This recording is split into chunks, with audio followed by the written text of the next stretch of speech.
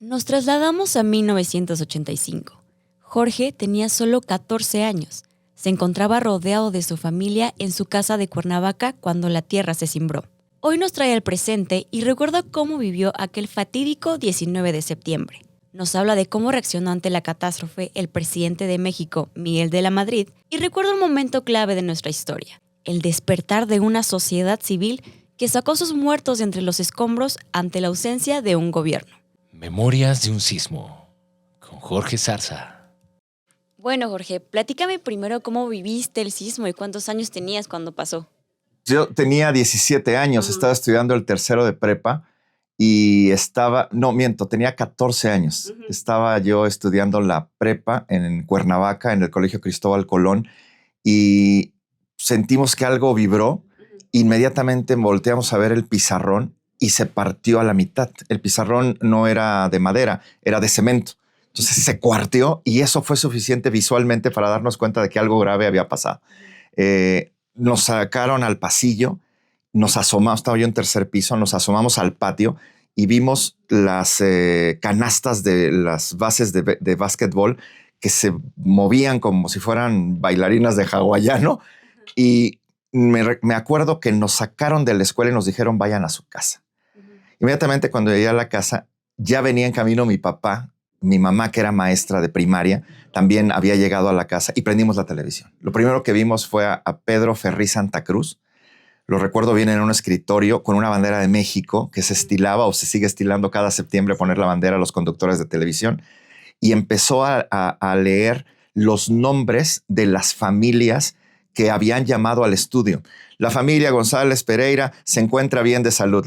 Todo eso era la única comunicación que de pronto se tenía en la televisión, y ahí alcanzamos a escuchar los nombres de nuestros primos en México. Entonces nos llamó mucho la atención de cómo ese medio de comunicación, que era el Canal 13, en ese entonces la única televisora porque estaba en el Ajusco, lejos del conflicto del sismo, podía tener transmisión. Así lo recuerdo. Inolvidable, por supuesto, ¿no? No sentí miedo. No se cayó nada en Cuernavaca, a diferencia del 17, por ejemplo, pero sí fue un movimiento, y esta abertura, que se quebrara el pizarrón, lo recuerdo vivamente, ¿no? ¿Qué información llegaba a ti y a tu familia de todo lo que estaba pasando aquí en la ciudad? Primero, las comunicaciones. Nosotros empezamos a llamar por teléfono. No había celulares, por supuesto. Había teléfonos fijos y había teléfonos públicos. Esto es un dato muy importante. La gente iba a los teléfonos públicos en la Ciudad de México y se hacían largas filas, pero los teléfonos no funcionaban. Por una razón, porque obviamente era tal la cantidad de gente que colapsó la red. Lo que hizo Teléfonos de México en aquel entonces, antes de ser privatizado, que era propiedad del Estado, fue liberar los teléfonos. Es decir, no le cobraron a la gente la moneda. Entonces, hasta la fecha, hasta que todavía existe algún teléfono de estos públicos, la gente hablaba gratis. Esto fue el primer cambio de apertura de que se abran las comunicaciones. Entonces, la única manera era la televisión, la radio y los teléfonos fijos. Voy al tema de la radio. La radio como la conocemos actualmente no existía en México. Es decir, la radio era un acompañamiento musical. Había estaciones de radio para música. Las únicas o las pocas estaciones de radio habladas es porque tenían algún invitado que comentaba sobre música, sobre arte, quizás sobre teatro o cine y alguna cuestión deportiva, ¿no? Eso era lo que conocíamos como la radio. Pero la radio hablada nace en el México de 1985. José Gutiérrez Vivó y otros periodistas de radio suben, no helicópteros, avionetas, para sobrevolar la Ciudad de México, y empiezan las primeras narraciones de lo que estaba sucediendo a ojo de pájaro, ¿no? Visto desde el cielo. Esto es, y así es como se dimensiona, y la gente empieza a dimensionar a través de las narraciones de radio lo que estaba pasando en la Ciudad de México. Nosotros prendíamos la radio y mi papá seguía prendido con la tele, ¿no? Y recuerdo que era Héctor Martínez Serrano, el conductor de la XCW, quien se enlaza con Jacobo Zabludowski y le suelta los micrófonos para hacer esta narración que se puede ver hoy en las redes sociales, él abajo del carro con un teléfono hablando. Es decir, la radio, la televisión y la telefonía fija eran los únicos medios para que nosotros pudiéramos enterarnos. Eso era análogo. totalmente, ¿no? Jorge, bueno, tú eras muy joven, entonces cuando pasó el sismo desde tu perspectiva y ya ahorita siendo un profesional, ¿cómo consideras que manejó la situación el gobierno? Es decir, desde que salió a dar los primeros informes hasta que intentaron minimizarlo o incluso maquillar las cifras. Yo tenía 14 años, pero soy el hijo de una maestra y una maestra pues siempre está informada. Soy el hijo de un empleado federal, entonces mi papá trabajaba en un hospital y entendía lo que es salvar una vida, aun cuando no era médico. O sea, está acostumbrado al sonido de la ambulancia, a lo habitual de cómo funciona un hospital. Entonces tenía estas dos, yo viví eso desde que nací hasta ese momento. Entonces, tenía las dos partes, ¿no? Teníamos que informarnos y teníamos que saber cuántas personas habían muerto. Mi papá, en cuanto vio la imagen aérea, dice, aquí hay más de 1,000 muertos. Fíjate, más de 1,000 muertos. Después se supo que eran 10,000 muertos, ¿no? Otra imagen que me llama la atención es el estadio de béisbol, lo que ahora es Plaza Delta. Eso fue la morgue. Eran cajas y cajas y cajas, féretros de madera improvisados que el gobierno había tapado con clavos y martillos, a los cuales le habían puesto piedras para que la gente sintiera que había tenido. Le decían, no lo abra. Este es su familiar, no lo abra, ¿no? Porque no iban a encontrar nada. Lo que quiero decir es que desde que tiembla a las 7 de la mañana con minutos hasta el día siguiente en la noche, pareciera que este era un país que no tenía gobierno. Eso es lo más grave, que 30 y tantas horas después sale un presidente con una chamarra de piel impecable, con los zapatos limpios, acompañado del general secretario de la Defensa, del jefe de gobierno o en ese entonces el jefe del departamento del Distrito Federal. Y van a observar lo primero que vieron, que era un edificio colapsado. Y en ese momento tiembla.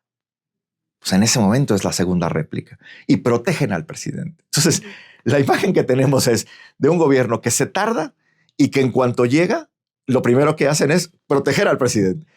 Esto no tiene mayor explicación para los analistas o para los que se dedican a la comentocracia, no. La gente naturalmente vio que había una ausencia de alguien que te puede cuidar y que no te cuida.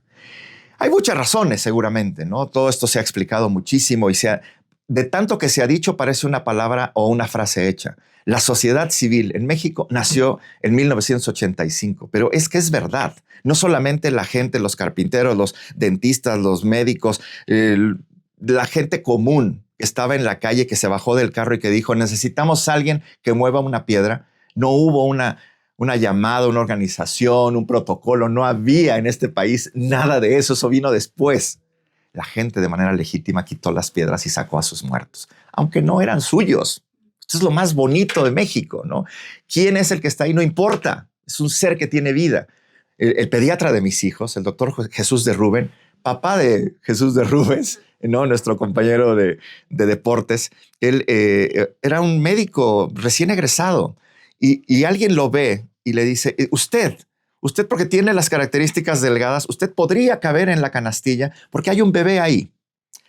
Y el doctor de Rubens se mete a la canastilla sin ninguna preparación de rescatista ni nada. ¿Sí? Con el ímpetu y con lo que tenía él como médico, logra llegar al fondo, saca al niño y es una fotografía que está ahí, ¿no? Yo al tiempo entrevisté al doctor de Rubens y al niño, ¿no? Que era una niña finalmente, ¿no? Que al tiempo después fue una alumna de periodismo. Fue una historia fantástica, ¿no? Lo que quiero decir es que no necesitabas tener la preparación de rescatista para rescatar a México. Y eso es lo que hace valioso esto, para decirle a la sociedad que aún con gobierno, ¿no?, pasivo, esto no puede detenernos como sociedad. Esa es la gran lección del 85. Si no la entendemos o si no la entendimos, pues de nada, han pasado en vano 40 años, ¿no? Yo me niego a creer, ¿no?, hoy que si pasara algo, y eso fue lo que pasó en Otis, lo que pasó en el 17, lo que pasó en alguna desgracia, un poco en San Juanico, ¿no? Hay que recordarlo también. La gente se organiza naturalmente. Ahí nos sale el ADN de país, no de partido político, no de tendencia, no de izquierda, no de derecha. Eso está por encima. Son las vidas humanas, ¿no? El México que está tambaleante, muriendo, ese hay que resucitarlo. Y es el México mismo en forma de maestro, de ama de casa, de albañil, de obrero, de campesino, el que lo rescata. Y como bien dijiste, a partir del 85 se habla de cómo surge esta sociedad civil ante la ausencia del gobierno, porque no estuvo ahí realmente. Pero ahora platícame desde tu perspectiva, ¿cómo lo manejaron los medios de comunicación desde entonces? Muy bien, muy interesante la pregunta. Necesitamos entender el contexto para poder responder a esta disyuntiva. ¿Ayudaron o no los medios de comunicación? ¿Hicieron su papel los medios de comunicación o no lo hicieron? No puede ser una respuesta maniquea, sí o no. Tenemos que entender lo que pasaba en 1985. Era un solo partido. Era un solo Congreso con una mayoría en el partido. No se movía nada en este país si no lo sabía o no lo autorizaba el presidente. Y esto incluía los medios de comunicación. O sea, TV Azteca llega 10 años después, o 8 años después, ¿no? Hasta el 93. Pero antes de eso, había un solo noticiero, y había un solo vocero, y había un solo soldado, como se hacían llamar ellos, del régimen. Y entonces esto pues ayudó a que no se difundiera lo que naturalmente sí se difundió. ¿Por qué? Porque ante la verdad o ante el poder de la verdad, cualquier censura es rebasada. Los medios de comunicación que sí tenían sus filiales en Estados Unidos, es decir, los periódicos, las agencias, Reuters, AP, la BBC, nuestros vecinos de Estados Unidos, naturalmente sí tenían contacto con México, ¿no? Escueto, por cable, por fax, por teléfono, y naturalmente llevaron a sus enviados especiales, ¿no? El Papa es de los primeros que hace un envío de ayuda humanitaria, ¿no? La esposa de George Bush viene en el Air Force One con ayuda humanitaria y antes de saludar al presidente va a las zonas de desastre, ¿no? O sea, son mensajes. Claro, los tienes que revisar y desempolvar las páginas de esos periódicos que eran los que testificaban eso para entender lo que pasaba en el país, ¿no? Sí, claro que hubo medios de comunicación que ante lo abrumador que era la verdad, no se resistieron a contarla, ¿no? Y lo celebramos porque hoy hay medios de comunicación, hoy hay radio hablada, ¿no? Que le prendes y jamás pondrían una canción, ¿no? Jamás, ¿no? Porque entendieron que la información es poder. Y eso es lo que necesita un medio de comunicación. Me dices, ¿cuál es el poder de TV Azteca? La videoteca. Nosotros tenemos el poder, porque está ahí, eso es nuestro corazón, ¿no? Decirlo y tenerlo, ¿no? Ahora me gustaría que platicáramos de cómo fueron los días después, de las cifras oficiales que da el gobierno, los edificios caídos, las personas que se empezaron a organizar para exigir que el gobierno los ayudara. ¿Cómo viviste esto y también cómo lo vivió tu familia, siendo de afuera de la ciudad? La gente se organizó en la Ciudad de México y esto también detonó que la gente se organizara alrededor de la Ciudad de México. Estados como Puebla, Querétaro, Morelos, de donde soy yo, Guerrero, que aunque estaba un poquito más lejano, el Estado de México, por supuesto, volcaron inmediatamente, esto hay que decir, inmediatamente con la ayuda humanitaria y con la ayuda de víveres. Aparte de que la Ciudad de México, pues estas historias son fascinantes, la gente decía, yo hice una olla de arroz, ¿no? Y los mismos rescatistas decían, es que coman ustedes, porque ustedes también prepararon la comida.